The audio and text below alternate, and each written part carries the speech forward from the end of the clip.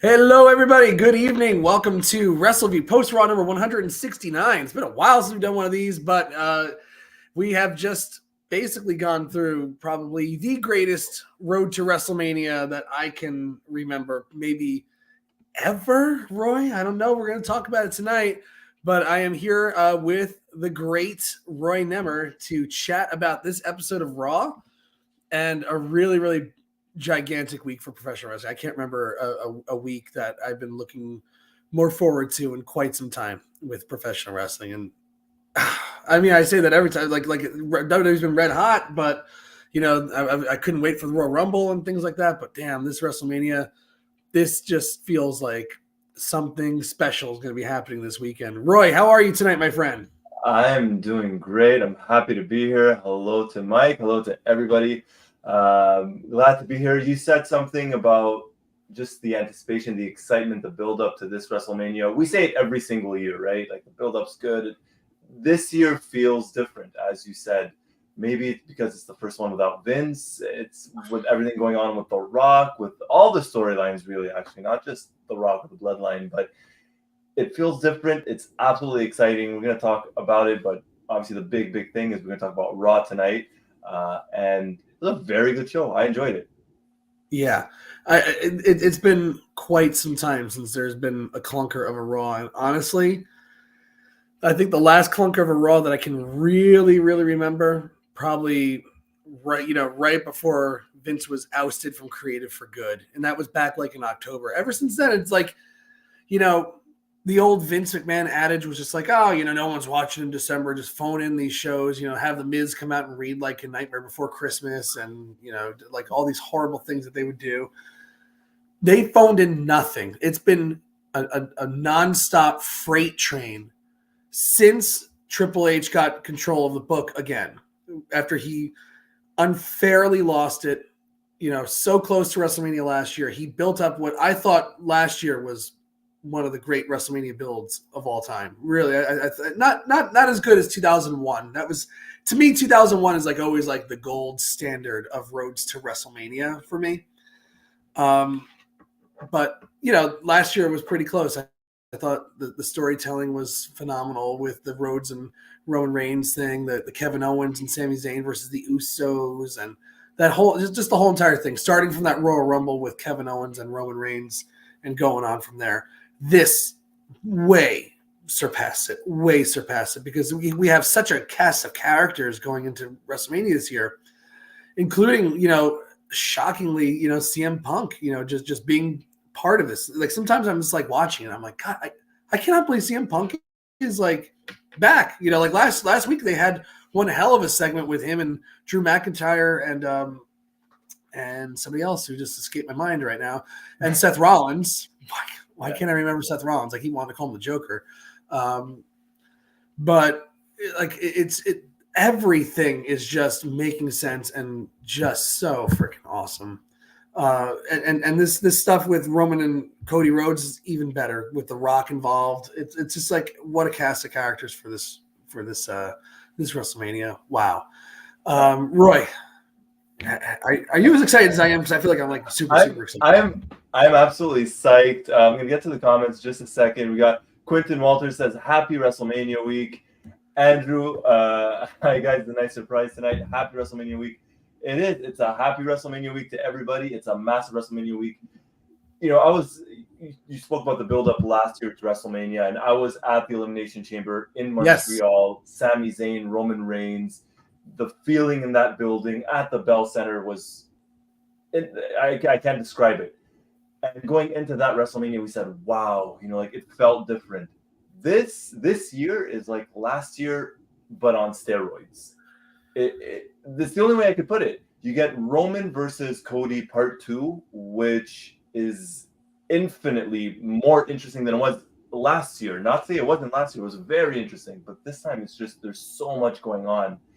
And that's night 2 on Sunday. Then you have everything with The Rock. And then you have Seth and Cody. And then you have the women. And then there's so much going on. And you mentioned CM Punk. And you mentioned about how they haven't phoned it in. And it's crazy. You think of from November till now, what has happened?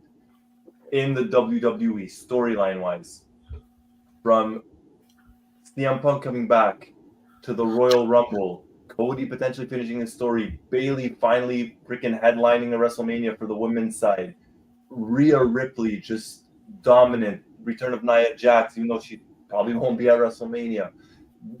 Drew McIntyre, the shift in character that he's had in the last 2 months or so, or 3 months, since the turn of the year, insane. There's so much going on. I freaking love it. And you know, honestly, I hate to keep bringing up his name, but it really does all stem around Vince being gone. It really does. But not just Vince. I mean, like, this company has gone through some unbelievable changes. This is the first WrestleMania of the TKO branded WWE. Because remember that deal started the day after WrestleMania. They announced it where Vince came out looking like Gomez Adams on CNBC and talking about it with Ari Emanuel. Finalized, you know, basically like in September, October, and they're like, okay, no, you are off of creative. Thank you, sir, and have a good day. And that was that. But you know, you got Vince is gone. He was off of creative, but he's completely gone from the company because of the heinous actions that he allegedly committed. You know, we still await his rebuttal to all that. But Kevin Dunn being gone is a gigantic deal. The way they shoot this show now, it's night and day.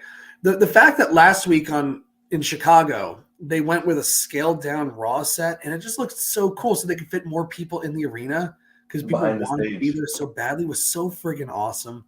Yeah. I love the slideshow transitions into the commercial breaks with the pictures of the stars. I love the way they shoot the entrances. I love they've been doing this thing. They've been experimenting with this like camera angle coming back from commercial break sometimes where they just have the cameraman like walking around ringside filming the action with no cuts. None of that like, oh, he's throwing a punch. Here's 16 camera cuts. So you don't notice that he's not really actually connecting with the cut. You know, it just shows just, you know, what a stranglehold just two guys had on the show and how behind they were, you know, because it really feels like a fresh show that we're watching. It feels like I'm watching a wrestling show that was produced for a 21st century audience and filmed like it's for a 21st century audience. Yeah. My God, this is all I've been wanting for all these years. Go back and watch some of the post-Raws where I'm just like apoplectically mad about something I had just seen because I've been waiting. I knew this is the potential.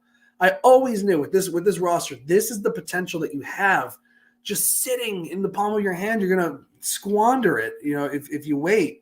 And luckily they have enough pieces still left to really make something special. God, this is a special event, man.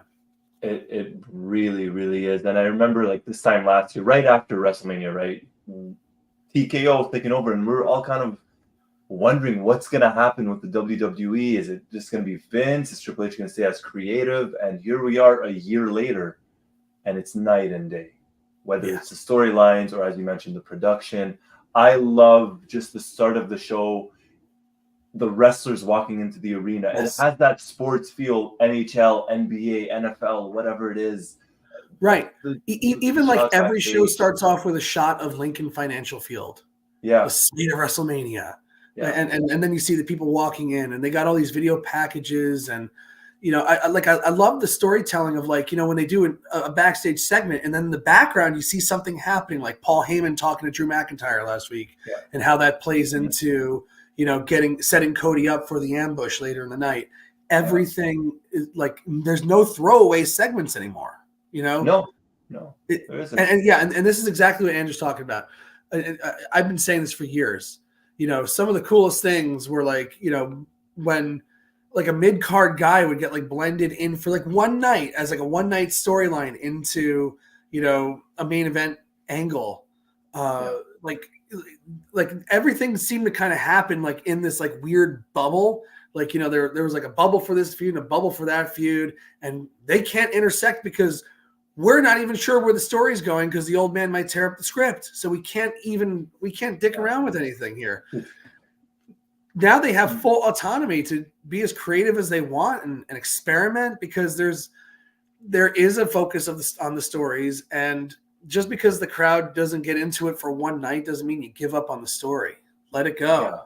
Yeah.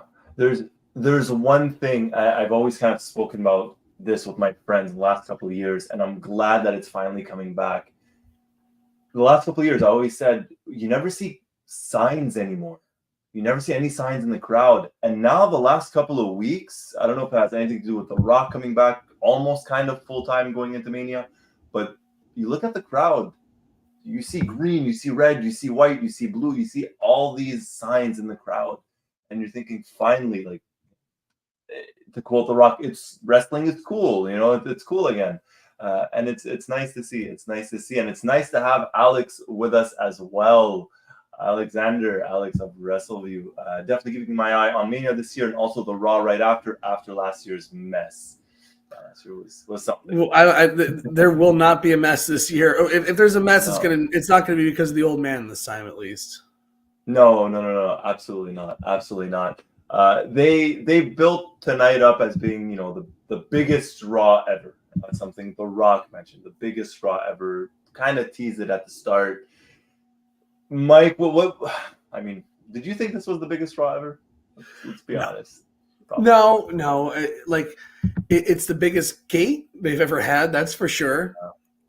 But again, this is why I really respect, this regime. That Vince might have hot shot something. Like I remember so for example, WrestleMania 35. Okay, that was the Becky, Ronda, Charlotte main event. I was there. It was in MetLife Stadium, East Rutherford. Next night, Raw after WrestleMania is, it's at the Barclays Center, and you got a red hot crowd. And Vince basically teased like, "Oh, we're going to unify the titles. We're gonna unify," and they actually built it all night, let them think that was going to happen. Within like seconds, it turned into like a 6-man tag, ruined the show, killed the crowd, let them hijack the rest of the show. It's like ridiculous. Here, they came close. Like last week, I thought it was a big mistake to even tease that CM Punk could be a referee in that match, because the crowd would like for him to settle on being a guest commentator is kind of lame. Like especially after they floated that. The one thing, and that's a rookie mistake. I think we're going to see some silly mistakes like that happen every now and then. I didn't think we're going to see them back-to-back weeks, teasing Rollins and The Rock or Rollins and Roman Reigns in the main event. But that one actually made sense. It made sense because the crowd was ridiculously into Dwayne tonight. Oh, they were super, super into The Rock. They were cheering him, chanting his name because of that. I mean, that's an all-time great Raw segment last week. Him beating up Cody Rhodes, the bloody pulp. It's been so long since we've seen that the return of a blade job automatically, just because it's been so long, puts it into the upper echelon of like some of the great Raw segments of all time. Really, it did that, and the people responded to The Rock that way because it's like, well, The Rock is on the board, he's getting special treatment, and he brought back, a blade job professional wrestling angle here. We like that. Thank you, Rock. And so they had to figure out a way to get them to boo him, and that's the best way to do it. Let Rollins come out and say like, hey, Rock, why don't we face in the main event? No, screw you guys. And it's like easy, cheap heat, and it worked, but it worked. It did. It does. And, we all love a good blade job as long as it's not every single week and it's done right and at the right moment. And last week was that. It added a lot more to an already incredible lead up to WrestleMania. Yes, this feud absolutely needed that. It really, really did. I mean, it was red hot. You had the two slaps, the one from The Rock at the press conference and one from Cody Rhodes on SmackDown, which were great angles. You had the Rock concert. You have all this stuff, but like at the end of the day, they're really like it comes down to like, you're talking about my family, like you're going to pay. Yeah. And if it's just like The Rock on a guitar making rhymes about Cody's mama, like it's not enough, and there needs to be more. And damn, they gave you more. They delivered on that in a big way, and that took the feud from here to an upper level, all-time great WrestleMania build. Oh yeah, absolutely. So it's so well done. It even has Jerome excited for WrestleMania, first time in a long time. Wow. Endeavor is the best thing to happen to WWE. That's a bold statement. I'm not gonna argue that, at least not right now, because I think it's been tremendous since they took over. I think the bravery of Janelle Grant to speak out against Vince McMahon is the best thing that ever happened to this company, to get him out. That's the only way. There's only two ways he was going out. He was either going to be completely taken out as like this, or he's going to die. But he would take the company with him in a large way. Yeah, he did. Well, that was the other option. Fortunately, kind of, it wasn't that. Unfortunately, it is what we ended up, the reason behind it. But anyways, so as for Raw, kicked off the show, The Rock, we got Roman Reigns, we got the Bloodline, we got Seth Rollins. That really got the crowd going. Mike, you recapped it. What'd you think? I love this, by the way. Red hot. It felt like, I remember, I forget who, but somebody made a comparison of like, watch a Raw from like July 2000 and then watch a Raw from July 2001 after the WCW merger, after Stone Cold turned heel, after they did a lot to kind of like ruin the landscape of wrestling. Inadvertently, I don't think they were like actively trying to do that, but it's just what happened. Crowds are night and day.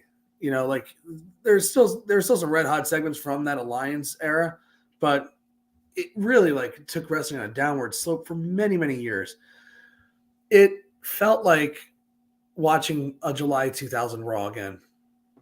Just like every week there was a segment like that. Every week there was a crowd like that.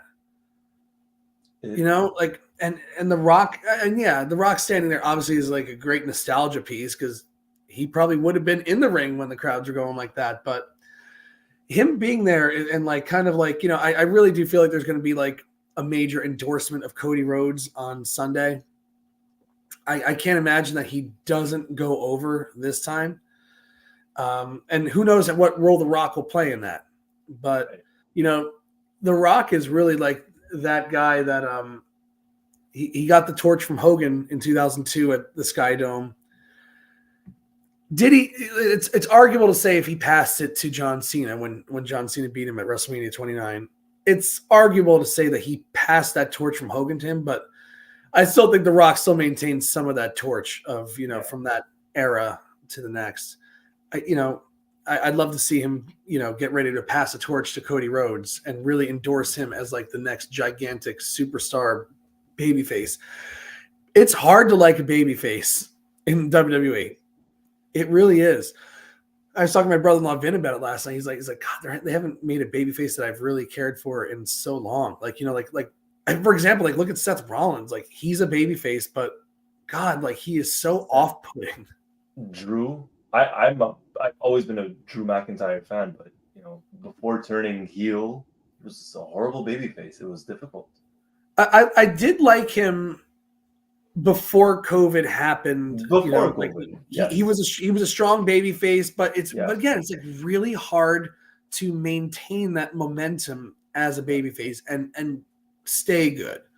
Cody Rhodes seems to have found like the formula for that, and he's been killing it. Look, being a strong baby face takes a lot of work. It really does. Like you really have to be there for all the events. You have to stay after the camera stop rolling. You have to stay after at the live events. You got to, go into the crowd and be that guy's best man, I guess, or whatever it is that he's being asked to do, or take that kid to the prom or whatever it is.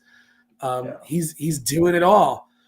And I think, last year in retrospect, he would only have been there for a year. It's like, could the crowd really truly get behind him? He came back. He debuted a year before that in WWE, or re-debuted, you could say, or returned. How about that? Returned. But he's former AEW guy in WWE, essentially. Will the crowd stay maintained behind him? I thought, I thought the Brock feud did a lot of great things for him. The fall was very good for him, getting the tag titles, Jey Uso for a little bit, and then kind of refocusing, back to the world title. This year was all about proving that he belongs there, and I think now I cannot believe. Like, I thought last year was like, God, if they don't pull the trigger, then they've lost it. No, I was wrong. I'm happy as hell that I'm wrong. Yeah. But I think this is it. He has all the momentum in the world. It makes complete sense, and I don't think you'll get a third opportunity at this. I don't think the fans would get behind a third opportunity. I mean, Andrew mentioned it. If Cody loses on Sunday, I don't know what the crowd would do, and I think that's fair. You mentioned Cody returned to WWE a year prior to last year, and let's not forget his injury kept him out for 6, 7, 8 months. So technically he was on WWE television for about 5 months in total last year or so.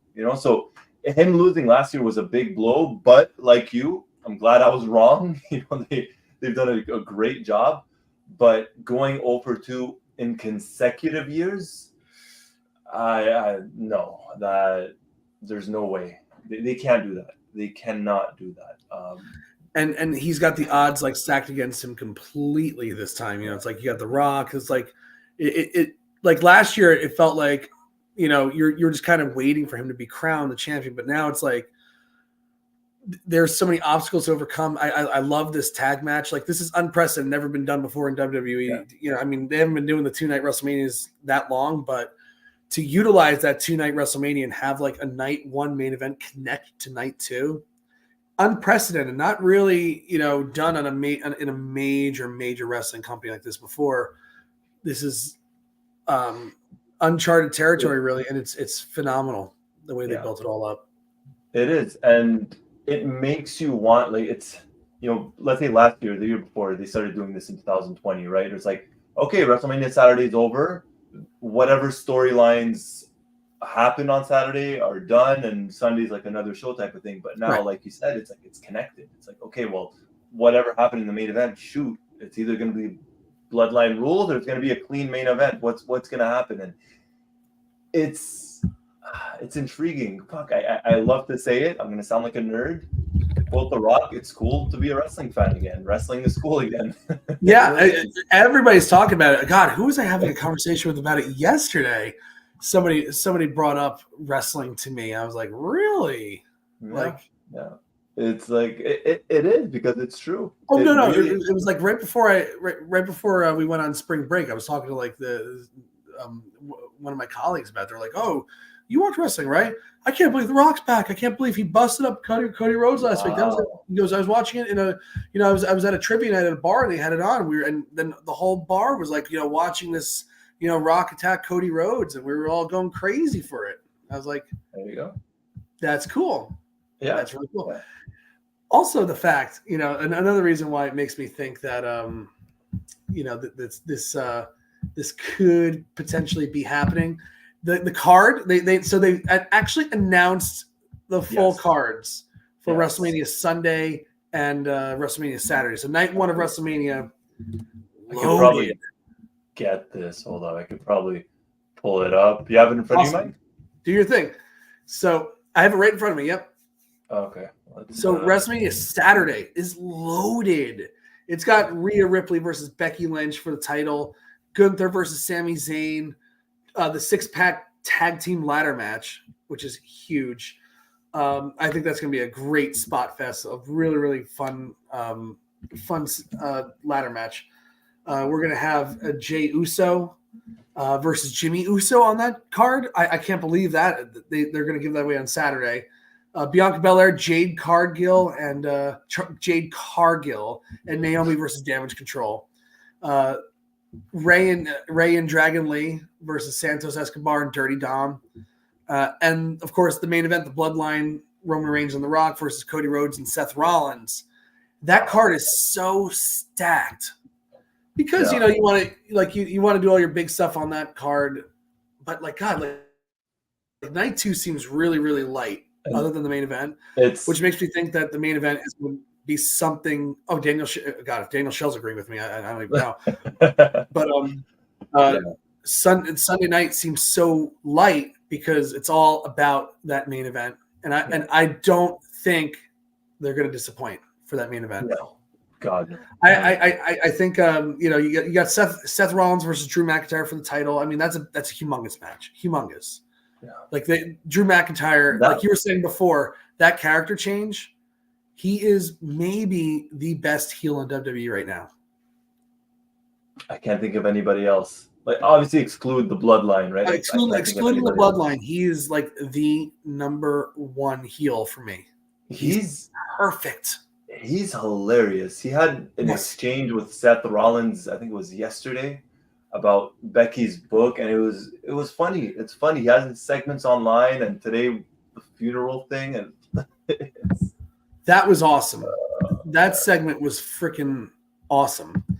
And even like the stuff they post on on X or Twitter, or whatever it is. Twitter, yeah. Like there's a few weeks ago, he was driving out of the arena, and the fans were like chanting CM Punk at him. Then he blasts Cult of Personality. He's like, he's not here. And they all start booing him. He's like, oh, yeah, you're all, yeah. I think it sounds like they're all cheering me, huh? And like, just great stuff. Really, really good stuff. But night 2, I mean, like, that's a big match. Rollins and McIntyre. Then you have Io Sky versus Bayley, which I'm kind of lukewarm on. It's going to be a feel-good story, I guess. The end is what they're aiming for. Perhaps. Right. You got LA Knight versus AJ Styles. You got Logan Paul versus Randy Orton and Kevin Owens. I think that could actually be a very good match. Yeah. But then you have the Pride versus the Final Testament in that Philly street fight, and then the main event. It just seems like night 1 is so stacked with big matches that night 2 only has like 2, and the rest are kind of like they're good but blah. Nothing spectacular. I think they're saving because it's going to be a gigantic fireworks display when he wins that title. I really do. Yeah, I think so too. And going back to Andrew's comment, does that open up surprises? I don't know if it's maybe as much surprises as it is specifically for the main event. We joked before coming on air and we said Roman's going to have like a 20-minute entrance at WrestleMania, right? Right. But I think they're really going to milk it for as much time as they possibly could milk it for when it comes to the main event. I think we're going to get a lot of. Actually, I don't want to get into it too much because we're potentially going to do a WrestleMania predictions show later this week. But right, yeah. So we don't want to spoil everything here. We don't want to spoil everything, but let's just say I think we're going to get a couple of near fall or near finishes, whatever it is in the main event, and it's going to be a whole celebration at the end. But we'll see. Yep. But this segment to kick off the show was really, really well done. I thought they did a really good job of getting the crowd to turn on The Rock. Yeah. And again, it kind of sets the tone for the final segment of the show as well. So something to keep you watching. Even though like Solo Sikoa versus Seth Rollins isn't enough to keep me in for hour 3 if I'm not recapping the show, but the Rock potentially coming out might make me tune back in. I might try to remember to tune back in. It's Solo Sikoa, just like as soon as like I see his face, just like or anytime he's in a match, it's just like Solo's wrestling great. Yeah, and there's 2 things when it comes to him is I don't want to say they've dropped the ball with him, but I guess there's no other way of putting it. They've dropped the ball with him, or they kind of put him on the back burner, especially with The Rock coming back. And he's essentially lost every single match since defeating John Cena. Like he's probably 0-20 or something. I don't know. He hasn't won anything. And you just know tonight in the main event, there was no way he was going to win. Like it's almost like, hey, we need somebody for Seth. All right. Yeah. Well, luckily, at least they didn't pin him. No. Just Bloodline Rules match apparently can just end like randomly. Yeah. There was no DQ, no nothing. But well, it was okay. It was a good ending or a decent ending, but the start of the show was wow, absolutely red hot, as you said, and that was followed by maybe I don't want to say my least favorite part of the show, but it was difficult to top the opening segment of the show. By the way, commercial free for the first hour, so that was quite something. But we had 0-36 since beating John Cena. I just counted. 0-36. There you go. Yeah. 0-36. I mean, this website's counting house shows too, but he's not won anything. No, at all. Again, I can't remember anything since John Cena. So there you go. So this 8-man tag match. I mean, it was I guess it was to build up the ladder match on Saturday, but did it really do much in hyping it up? You don't need to hype up a ladder match, though. Really, it's like a ladder match kind of sells itself. Yeah, not a 12-man ladder match, tag team match at that. Right, exactly. So look, I think the Judgment Day are losing. Well, I shouldn't say that because I'm going to remember. Well, there's going to be other people with predictions on the show too. Okay, yes, so just remember that. I think the Judgment Day are probably not going to be retaining their titles, so you make them look dominant going in. That's generally how these storylines play out. Like the person who loses looks really strong going into the show on the show before, right? Yeah. So Judgment Day, they, like especially Damian Priest looked super, super strong. Like he basically, put the kibosh on the entire comeback of the New Day and DIY and pin them clean. I want to ask you this, Mike, and I want to ask everybody in the chat as well. Going back to, I want to say SmackDown, and not last week, but on SmackDown there was a segment with the Judgment Day. And they were kind of arguing, and Drew asked Rhea, he said, did you know Dom was going to go out there to confront Ray? She said no. And he told her, look, WrestleMania is not just about Judgment Day as a group, but it's about us individually. And Rhea looked at him like kind of in terms of like, well, what do you mean by that? And he completely blew her off. Do we get a cash-in at WrestleMania? I mean, Andrew Elder's talking about surprises. That would... The one place to do a cash-in could be on Sunday. Him cashing in on Cody to end the show? No, I don't think you do that. Oh no. I mean, they would have a main event heel for all time to do that. I mean, God, that would be like. Does he cash in on Gunther? Kind of into that. He cash in on Sami Zayn. I think Sami Zayn should beat Gunther.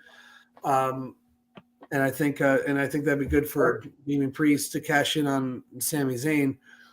But I think, you hold that briefcase to cash in on anything other than a world title makes you look like a real fool. Really. It does. God, maybe he goes to NXT and cashes in for the NXT title, but that would be lame as well, right? Even though they can sell out an arena for their shows, like that would be supremely lame. Yeah. I don't know. That's wrong. I disagree with Daniel. Andrew's saying cash in on Seth. I think Drew has. I think that's probably the way to do it. But see, I agree. But that means McIntyre would have to lose again. But there you go. And I agree with you, Mike. And I know we're going to talk about this when we do our predictions show. I agree with you in that it would be stupid for Damian Priest to go for anything other than a world title. I completely agree with you on that. But they did hint a couple of weeks back, Priest, Gunther face-to-face. That's one. And two, if, let's say, Priest doesn't cash in on Gunther, that way Gunther necessarily doesn't lose clean. He could pin Sami Zayn, get the belt, and you're protecting Gunther. He can't lose the title. So I don't know, but I feel like that would keep Gunther strong. But I mean, with an historic title reign, you don't want to end it, on like a popcorn fart of a finish. It's it should be a clean finish. The Honky Tonk Man lost in like 30 seconds to the Ultimate Warrior. That was SummerSlam, wasn't it? That was SummerSlam in Madison Square Garden. I think the first SummerSlam. 88? 88 or 89. No, 88, because he lost it in 89 at WrestleMania 5 to Rick Rude in that awesome, that classic finish of Bobby Heenan pulling out the legs. Daniel says Priest fails to cash in on a victorious Drew. I mean, Maybe. Who knows? I don't know what they're gonna do with that. Yeah, I mean, they got to figure out something soon. And really, the fact that they really haven't been promoting at all that he is Mr. Money in the Bank, other than that like segment with Gunther and things like that, they've really laid off it for a few weeks so that you kind of forget about it. And that's all done on purpose. They barely refer to him as Senior Money in the Bank. It's just, it's all about the tag titles and all about the Judgment Day.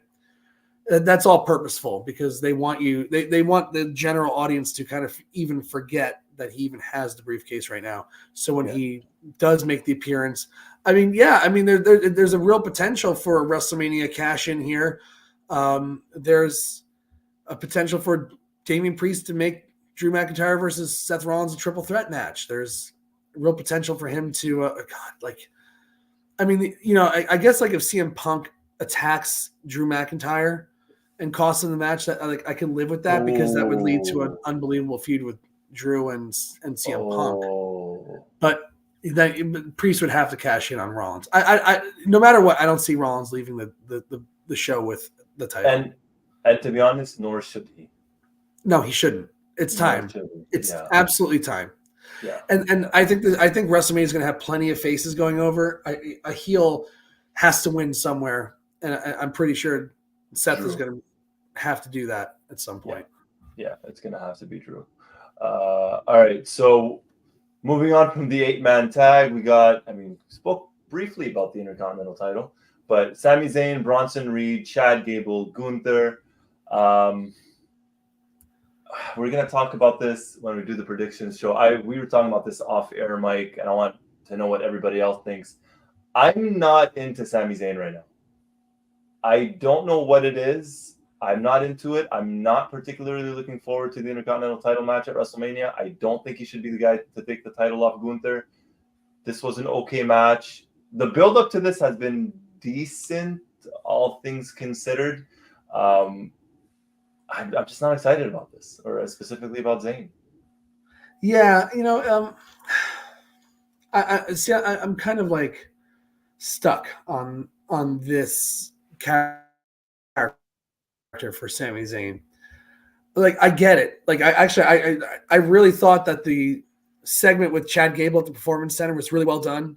And if you just take that music and change it to Eye of the Tiger, you got Rocky. You know, it's like it's really, really, really well done. I really liked that segment, and it kind of did drive home, like, Sammy's saying that he's afraid, and he's afraid of letting people down, letting his wife down again. He's, I wish that they told that story sooner.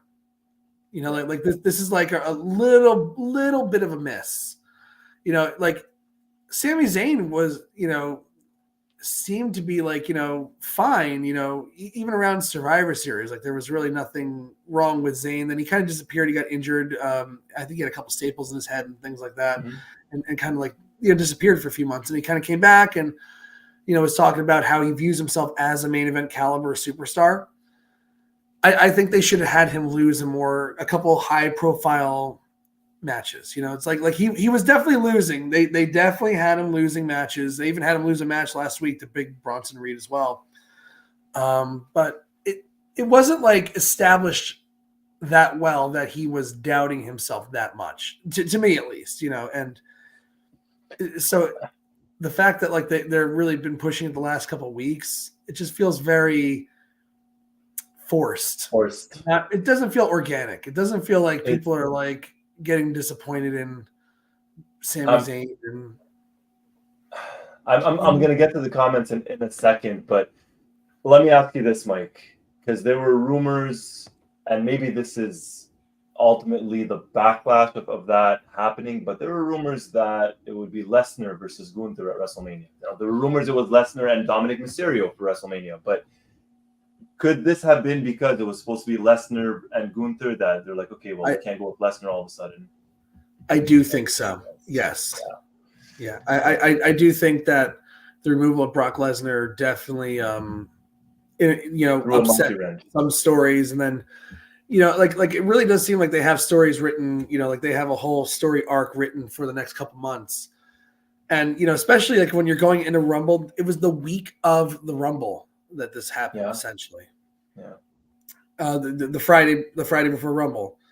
You know, they literally had the Rumble match already planned out to the second, to the point where it's like, we can't take Brock Lesnar out and replace him with somebody else, because that we'll have to redo basically the last half of the match.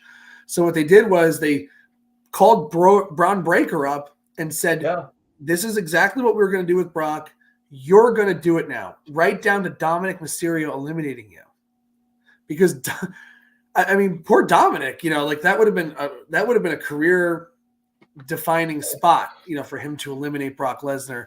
Probably go to Elimination Chamber, get annihilated by Brock Lesnar or whatever, setting up Lesnar versus Gunther, and probably Gunther going on and retaining. Yeah, and that would have solidified Gunther even more. Right, which would have been a career-defining moment for him too. You know, and look, the Brock thing is a different animal. You know, he's not. You know, obviously, there's only one UFC champion, and it's there was two, but it definitely wasn't Ronda Rousey. No. But you know, just being in that lawsuit, I get it. You got to distance yourself from him. But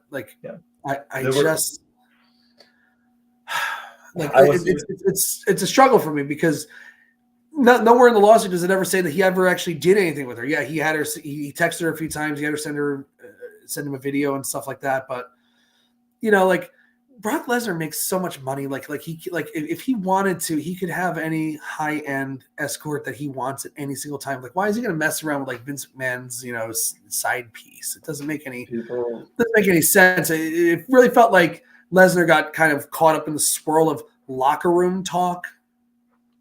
Yeah, you know, to quote Donald Trump, and is paying the price for it. It's pretty. It's look, you know, I think Vince has definitely got a lot of explaining to do, and it'll be an uphill battle for the rest of his natural life to ever clear his name. But you know, Brock just kind of got caught up in this whirlwind of the whole entire thing.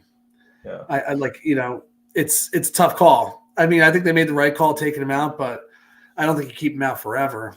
But yeah, again, getting back to it, it definitely upset the whole entire thing. And I think that's why this Sami Zayn thing feels so shoehorned, because they want Gunther to have a big match at WrestleMania, and Gunther was going to have a big match at WrestleMania probably against Lesnar. Yeah. So we have to make this you know, he's got to play the part of Drago, and Sami Zayn's got to be Rocky. Yeah, and that's how they're going to build a big match. But there just wasn't enough time to establish Zayn that much as an underdog. No, I agree. The Lesnar thing just threw a monkey wrench.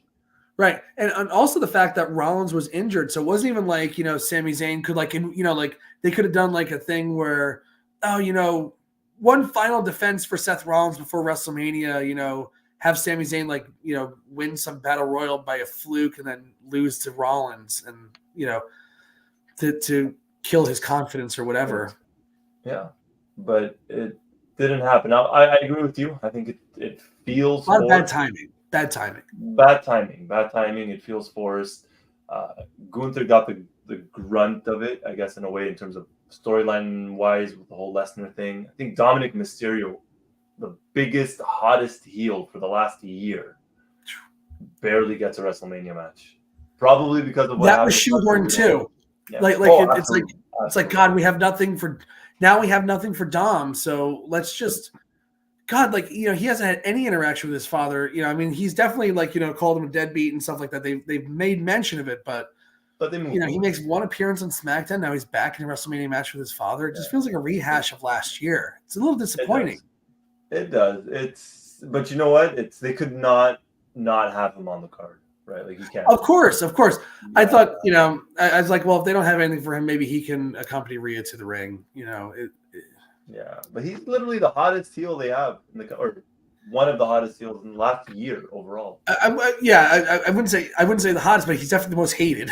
The most hated. Sorry, the most. They hate him. Yeah, the most hated. Yeah. He's a great heel, though. He really is. And again, there was a monkey wrench thrown in. Yeah. Right in the heart of this like WrestleMania build. Luckily, it didn't impact any like gigantic major matches. It didn't impact the main event. Thank God. But some of the undercards suffered a little bit because of what happened, for sure. 100%. Yeah, absolutely. We'll go through the comments quickly. Andrew said we'll go more detail when we do WrestleMania, but I could see Gable costing Sami the belt. Could be a big little switch. Daniel agrees with me. Not a fan of Zayn right now. Prefers Gable. There you go. Quentin. Sami Zayn's character is just mid. It feels that way this year, especially compared to last year. It feels very forced. Yeah, very forced. Andrew, Chad Gable would have made for a better story. And a big hello to Grash Urisa. Welcome, Grash. Thank you for joining us. All right. Now, from what feels forced to what absolutely does not feel forced, one of the next big segments on Raw, Drew spoke a little bit about him. This was so good. It really was so freaking good. The barbs that he throws at these guys are really next level. It really feels like there's like some real life hatred behind some of what he says. But I just love that whole thing about, he's giving this eulogy at a funeral home. He shuts the lid on a casket and he says, look into my eyes. What do you see? CM Punk won't have a match in Philly. He said on January 27th, the world lost the opportunity to see an out of shape has-been main event WrestleMania. I was like, that is so freaking great.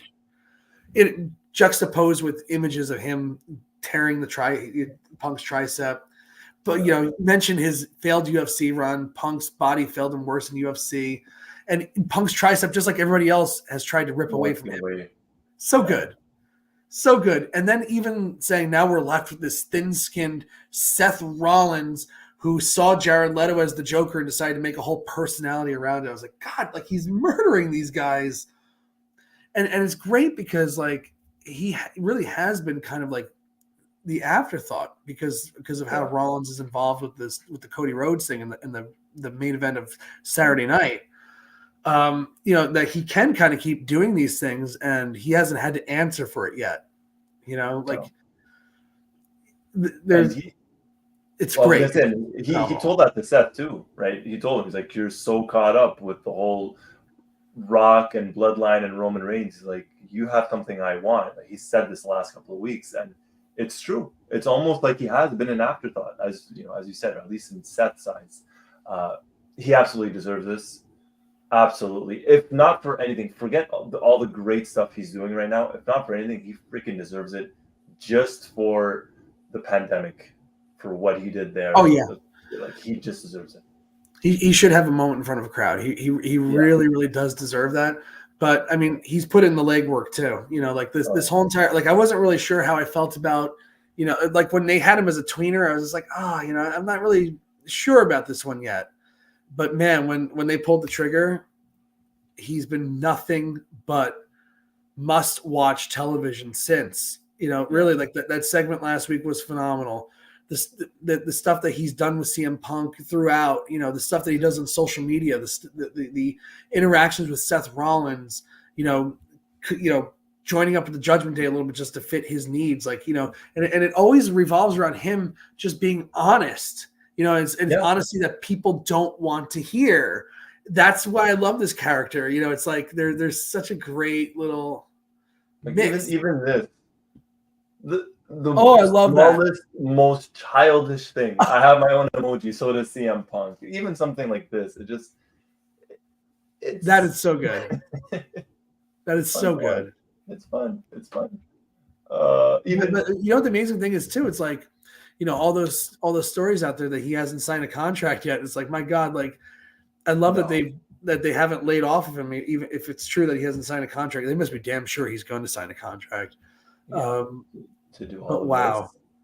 Oh yeah. Even like Brian mentioned it, just him tonight, his interaction with Seth, when Seth looked at him, he told him, I ain't dead. And then he walked away, and then you just hear Drew in the background saying, not yet. Yeah, he goes, yet. Yeah, he goes. Yeah, sorry, yeah. That was really cool. Even just the way he was just like lounging on the road crates, as he walked by, he just like seemed like he was so nonplussed by Seth Rollins. So good, really, really great stuff. He look, he's doing career stuff. This is going to be like, a lot of what he does here is going to wind up in his like Hall of Fame video package when when it gets to that point, because I think he's done enough now that he'll definitely be a Hall of Famer at some point in his career. But like he's also done a great job of like blurring that line, breaking down that fourth wall a little bit, definitely saying some things that not everybody in the audience is going to understand. Even using insider terms on some things, but it's working. And again, like that's why this entire show is working, because it's like a variety show of everything. You get a little of this for casual fans, you get a little of this for hardcore fans, you get a little of this for insider fans. There's something for everybody, and Drew is really playing on that, like real life animosity towards CM Punk being in WWE. I thought they did a great job when CM Punk returned to Survivor Series of having, Drew McIntyre storming off before his music even hit. Like, they really planned it well. And they used social media expertly to build Drew into this character. And even drive the Seth Rollins versus CM Punk feud as well. They've used social media so much to make that happen. It's just it's such a different next level way of telling a story. And it's just been perfect. It's really perfect. And, Drew McIntyre, like Andrew's saying, kayfabe isn't dead. Drew McIntyre, like, I can't tell what's kayfabe and what's not with him. I actually think that he actually doesn't like these guys. Yeah, you get that impression sometimes, especially the whole, I'm sure you remember the promo with him and CM Punk when Punk came back, and he called him the devil, and he's like, I needed somebody to look up to, and you weren't there. It's like, this has been going back for months and months, and the whole I injured CM Punk, you're not going to get your WrestleMania moment. So when he does ultimately win that title, and when we do finally get Drew McIntyre versus CM Punk, which whether it's at SummerSlam or before or after, who knows, that is going to be freaking massive. Absolutely massive. Once we 100%. Now, from somebody who's doing career work to another person that's doing, in my opinion, maybe career work, but not getting the exact recognition, we got Ricochet and Ivar. I think Ricochet's been flying under the radar the last couple of weeks, or dare I say months, in terms of his matches. He hasn't gotten any promos, but at least in terms of matches, he's been solid. He's been reliable. Really quick before we continue, I'm just going to look at the chat. Alex, I prayed for times like this, and it happened. Daniel, Ricochet is WWE's version of Will Ospreay. He's been great. I just don't know what to do with him. What do you do with Ricochet? I think, like for right now, he's not on the WrestleMania card. I think he's a favorite to win Andre the Giant. I'm trying to think the Andre the Giant thing hasn't meant anything at all. Ever since it's been around. I think if Cesaro won it the first time. It's kind of like a thing that happens, but it doesn't really do. Who won it last year? I don't even remember. It was on SmackDown, and it's on SmackDown again this year. Yeah, it's been on SmackDown the last couple of years, I think. Was it Madcap Moss? Let's check.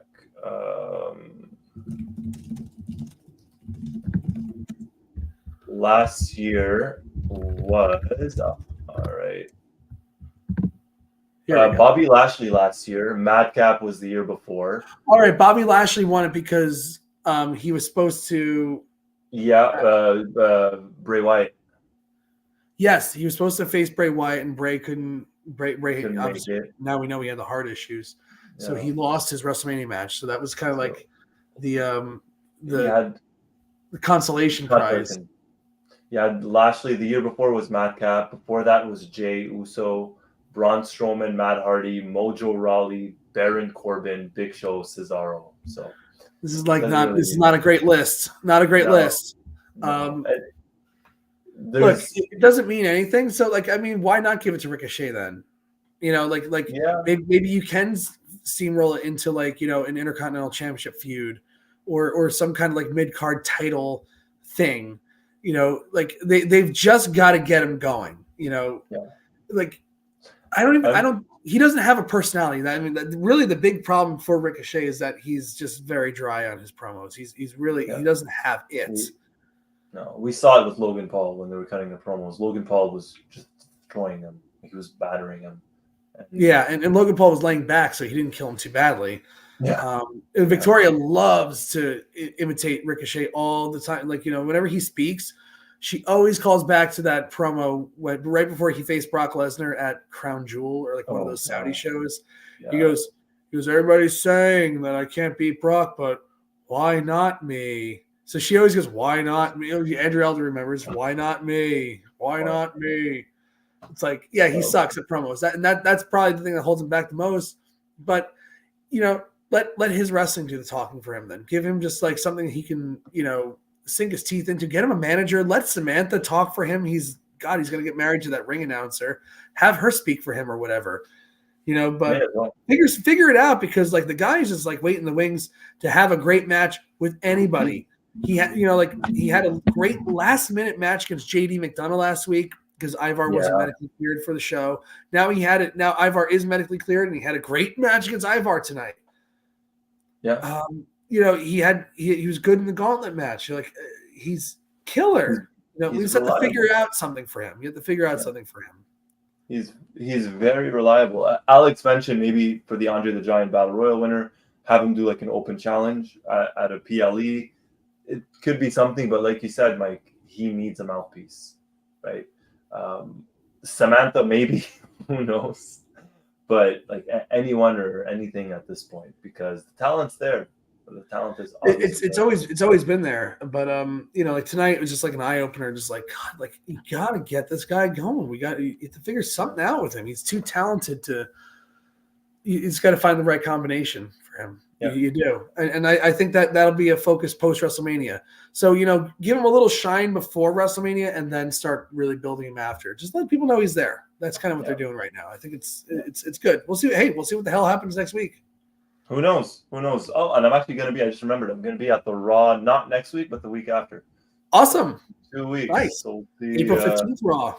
Day after 15th. My birthday. The day after your birthday? On the 14th. There you go. So that's my birthday gift to me from you. I don't know how that works. You get it, bro. You'll put some pictures up. Those are my birthday gifts. There you go.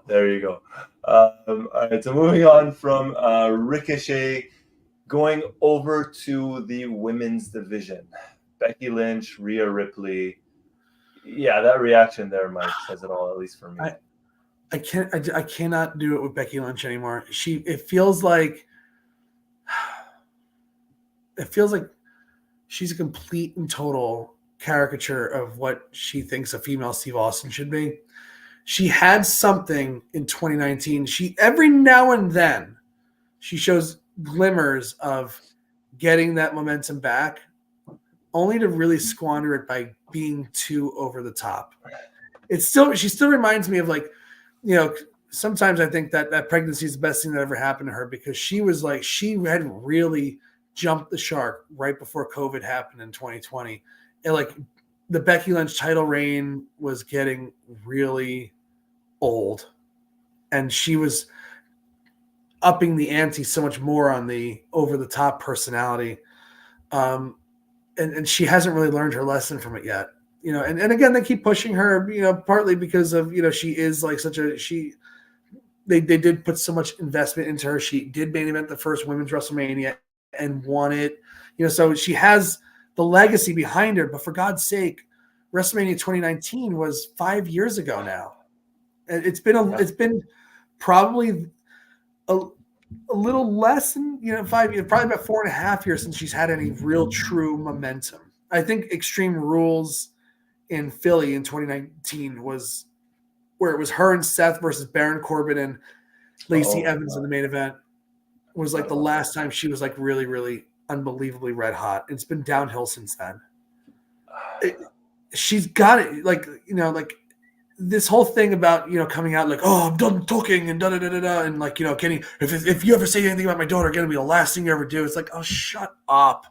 She sounds like the lamest ripoff of like a superhero movie ever. It really, she's not getting it. It's over. Like she's dead and she doesn't know it. Yeah.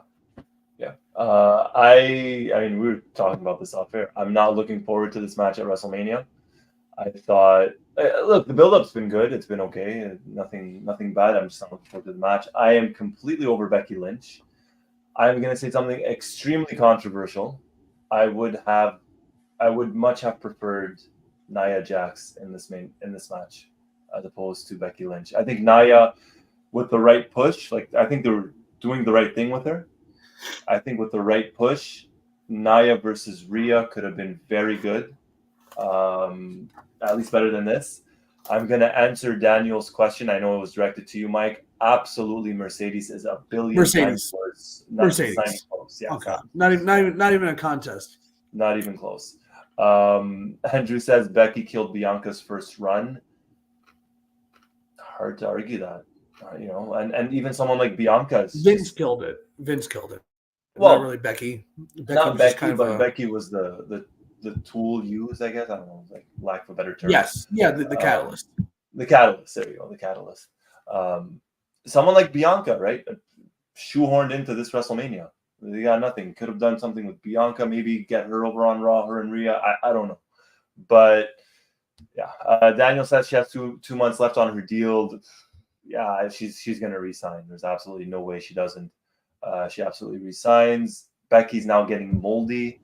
Yeah, that's a good way of putting it. Lynch sounds like a real Karen. Yeah.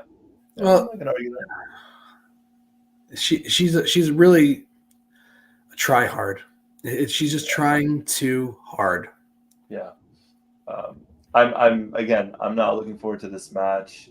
I don't know what she needs, but whatever she needs, she's not doing right now. They got to figure something out with her. Well, they keep putting her in the same exact, you know, segments that worked 5 years ago, but you cannot catch lightning in the bottle twice. So you got to adapt the character. You have to change it a little bit. And I think what's hurting her specifically in this feud is, I mean, you said it, right? Becky thinks she's the female Steve Austin. But what's hurting her in this feud is Rhea is legit the badass. Right? Like, she's the badass of the entire women's division. Becky just looks weak in front of her. Whether it's physically or the character or whatever, it's not working. No. There's so much wrong with it. You know, like I don't feel it. When she speaks, I don't believe that. I don't believe it. No.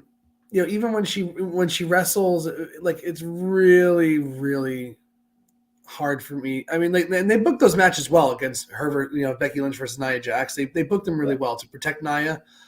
But still, even watching her get any type of offense on Nia Jax just doesn't feel believable. I don't think she's that, you know, again, she was red hot for a time and probably that was probably one of the best runs that any female's ever gone on in WWE history by far. She was incredible. I still remember the match at WWE Evolution with Charlotte and Becky. It was phenomenal. And again, two women in their prime, you know, she killed it. You know, really, Becky was such an incredible heel for that match. It was outrageous. But again, she lost it, you know, and you can't get it back. So you got to adapt. You got to move on. You got to try to find a new way to catch lightning in the bottle. But doing the same thing over and over again to diminishing returns each time is the definition of insanity.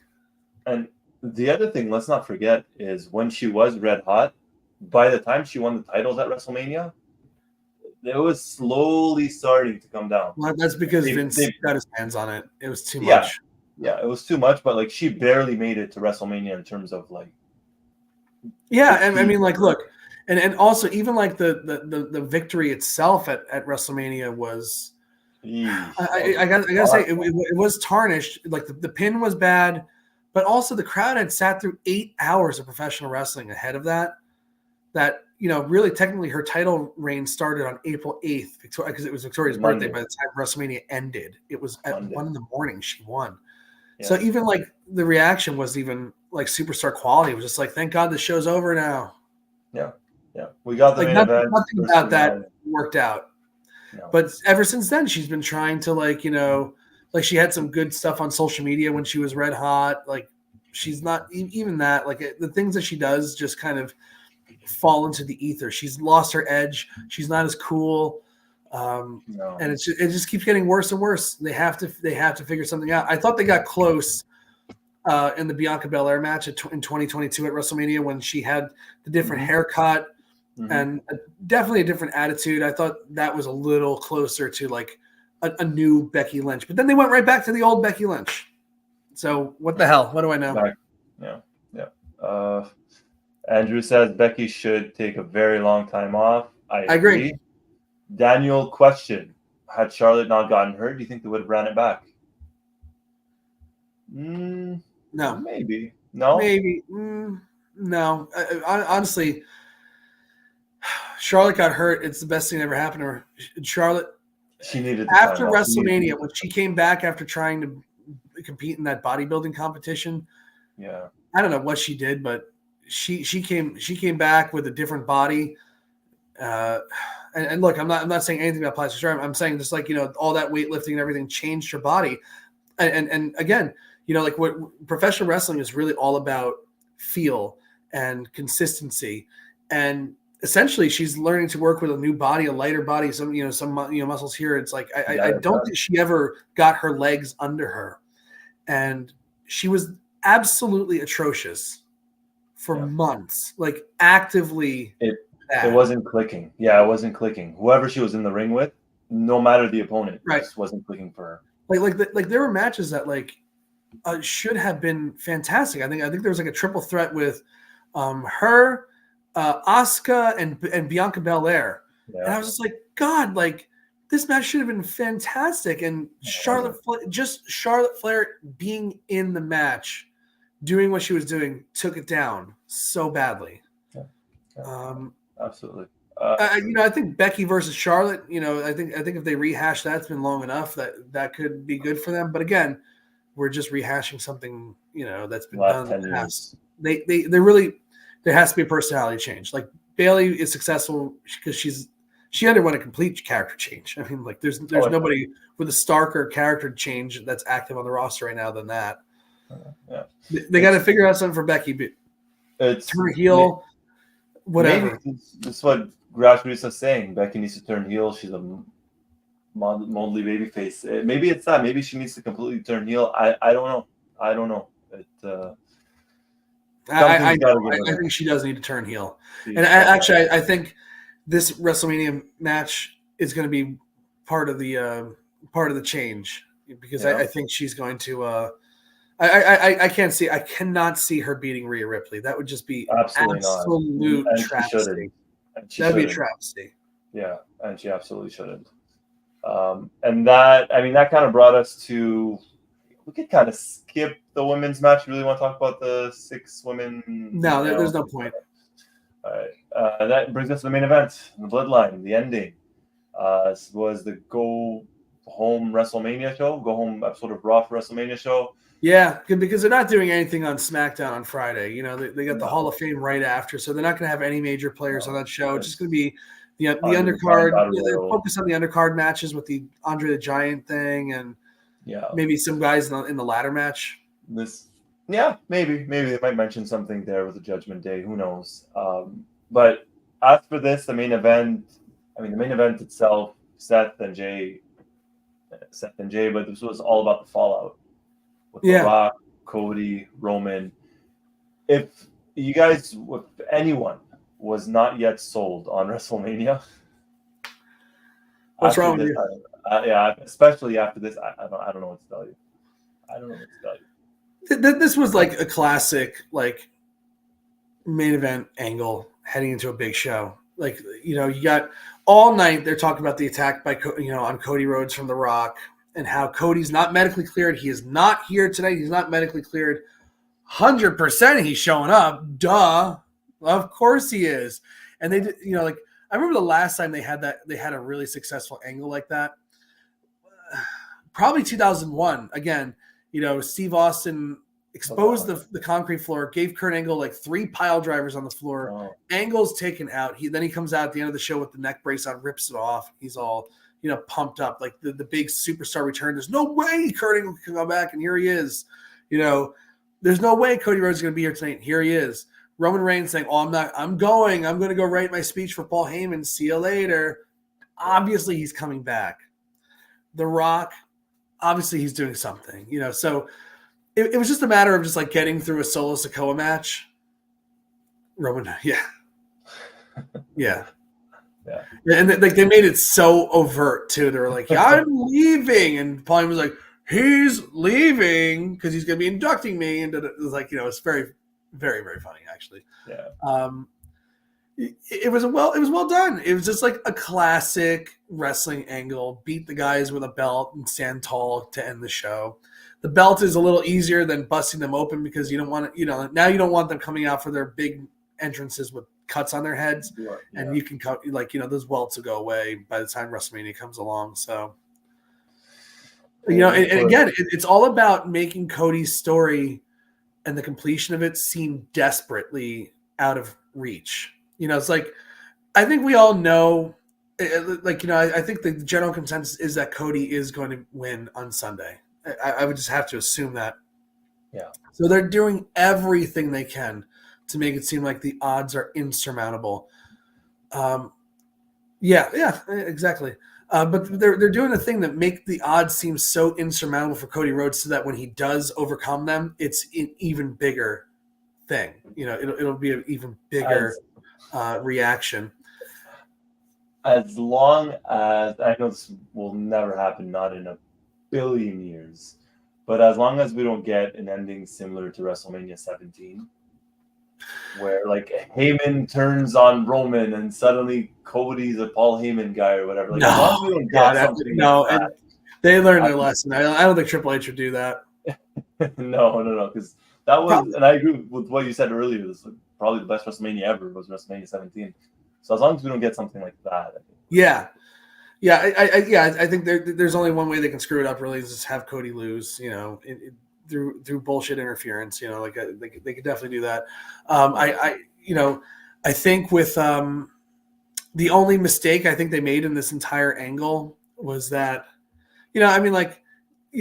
for tonight, Seth Rollins versus Solo Sikoa, it really, if that was a Bloodline Rules match, it was really just a match. I think they should have had The Rock out there on commentary. I think they should have had, Paul Heyman out there. I think they should have had Jimmy Uso out there constantly interfering. Like, it literally just felt like a street fight. And then all of a sudden Jimmy Uso runs in at the end. It's like, oh, Bloodline Rules. It's like, I think they should have drove home a little more what a Bloodline Rules match looks like, so that it's even more desperate for Cody. It just would have helped make it look even more desperate, because I think there is going to be a Bloodline Rules match on Sunday.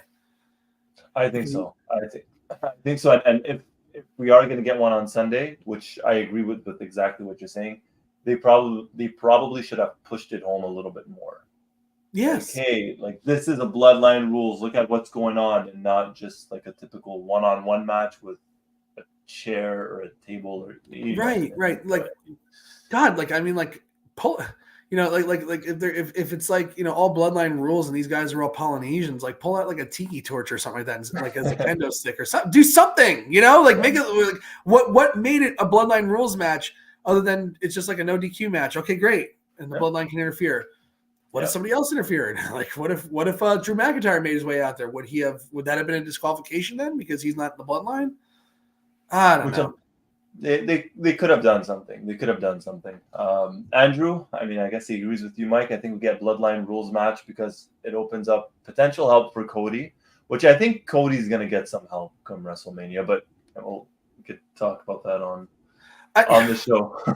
I mean, I'd love to see Dustin Rhodes run out. And I thought about that in the past, but his contract runs up in the summer, I think, so probably won't happen. Unfortunately, no, probably not. But what a thing that would be. Yeah, Alex, same. I guess everyone's in the same boat when it comes to this. We were all frustrated last year, but this year has got to be it. If they don't do it this year, this is, to quote Andrew, Cody loses, Philly riots. And Philly is known for that, really. I mean, I've been to baseball games in Philly. I've been to plenty of wrestling events in Philly. That city is crazy. Yeah, it is something. I mean, can't forget the Rumble when Roman won it a couple of years ago. I was there. Yeah. Well, you were part of the reaction. I was there. Oh, I was. I really was. Yeah. So I don't know. Well, this was a good ending, though. It was a very good Raw. It's a good start to the WrestleMania week. We have, I think they mentioned 30 hours of WWE television this week. They showed like a graphic or something. It was like 30 hours. NXT tomorrow. Wednesday, they're doing the thing on X. What is it? The little 2-minute matches. Speed. Yeah. Thursday is what they have on Thursday. I can't remember now. They had something on Thursday. Yeah, something. There's always something WrestleMania related, press conference, whatever it is. Friday SmackDown. They have the Grammys back on Saturday. They mentioned they mentioned that. The Slammies, yeah. Slammies. And we are probably going to be back on... We're definitely doing something on Thursday. I'm doing a prediction show on Thursday. There you go. So we'll do it Thursday. We'll get some other people as well, get some predictions. Absolutely. Maybe my very, very pregnant wife, Victoria. There you go. And that is that. Mike, any final thoughts on the show? The final Raw before WrestleMania 40. It was a very, very good Raw. I thought there was some good action on the show, some good final build to WrestleMania. They did a classic, and again another classic wrestling angle. But sometimes the classics really work. Even the stuff with like Becky Lynch and Rhea Ripley with the pull apart brawl. Becky's dead still as hell, but a pull apart brawl always works. It's classic. People go crazy for the pull apart brawl. So if that was like their last desperate attempt to get people interested in Rhea Ripley versus Becky Lynch, good call. That's probably the best card they could have played for that, because it doesn't involve much of Becky Lynch talking, and it just has action. And if the character's not getting over, action better be damn good. So that was smart. The main event angle was smart. It was perfect. It just looks so desperate for Cody Rhodes. I think they could have made it look a little more desperate with the Bloodline Rules match against Seth and have him be the sacrificial victim. But regardless, still very, very well done. I can't wait. It did its job. I can't wait. Like these 5 days, again, I don't want my spring break to go too quickly, but these 5 days are going to tick by pretty slowly because I cannot wait to sit and watch this show and recap it. Like this is probably, I feel like it's the biggest recap I'll ever do. Yeah, I mean, WrestleMania 40. This sold me. I mean, not that I wasn't like months ago, but this completely sold me on WrestleMania with everything. Honestly, absolutely. Right. It got it. The show just makes me feel old. My first WrestleMania was WrestleMania 20. Man, I thought about this earlier today and yesterday. Like, I remember watching bits and parts like of WrestleMania 9. And ever since then, I clearly remember watching every single WrestleMania. And I'm thinking like this was 31 years ago. We're at 40. Yeah. Right. Yeah. And it's a WrestleMania without Vince. It's a WrestleMania without Kevin Dunn. It's just feels like, I just want to watch the show and enjoy. Honest to God, I want to watch the show and enjoy. And by the way, when I said WrestleMania 20 was my first, that's the first WrestleMania that attending. I can't remember my first. Probably WrestleMania 10. I think was my first WrestleMania that I really. I remember bits and parts of 9. I clearly remember 10. So, I guess we're in the same, roughly the same years in that sense. I had we got everything on like VHS tape for me. But like the first one that I ever watched live probably was like WrestleMania 10. It's, wow. Yeah. Anyways, but we're gonna have some surprises for Thursday, and we're working on a surprise for WrestleMania the post shows on Saturday and Sunday. So you guys want to keep your eyes Absolutely for that one. So, Mike, any final words? Thank you, Roy. Thanks for getting me to do this. Yeah, thank you. Honestly, we just kind of messaged like, "Hey, you down for a post show tonight?" I was like, "Yeah, sure, let's do it." The hell, let's do it. Let's do it. Here's the man. There you go. Thank you, Mike. Thank you, everybody. Thanks for tuning in to watch our show as well. We're not as consistent as we used to be. I mean, God, I'm about to be a father of 3 little girls. When I started doing these post-Raw shows, Victoria and I had no children. She wasn't even pregnant, and so like through this whole entire couple of years, we're gonna have 3 kids under 5. At the end of it, we've been busy. It's been so. The fact that everybody still tunes in and is involved in the conversation is just a testament to the great people that we have that follow us, Roy. So I appreciate all of you. And I love talking about wrestling. I'm glad I love talking about wrestling, especially when it's good. I think everybody likes a good mic rant, but it's not good for my health. No, we haven't had one in a while. Which is a good thing. There's no need. No. I think the last one I had was when Vince came back. Yes, and you know what? Hopefully we don't have one this weekend. Hopefully. You never know. Tune in, find out. Tune in to find out. There you go.